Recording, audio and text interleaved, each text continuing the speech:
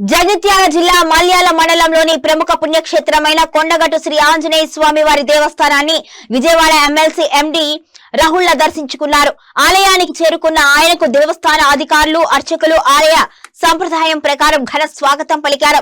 అనంతరం స్వామి వారికి ప్రత్యేక పూజలు నిర్వహించి కుటుంబ సభ్యులతో కలిసి దర్శనం చేసుకుని మొక్కులు చెల్లించుకున్నారు. ఈ సందర్భంగా ఆలయ ప్రధాన అర్చకులు జితేందర్ స్వామి వేద మంత్రోచ్చారణల మధ్య ఆశీర్వాదం అందించి స్వామి వారి తీర్థ ప్రసాదాలు అందజేశారు.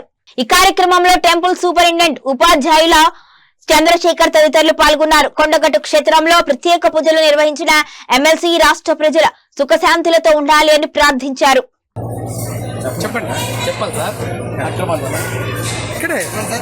ఈరోజు మన కొండగట్టులో స్వామివారికి ఈరోజు మేము దర్శించడం జరిగింది.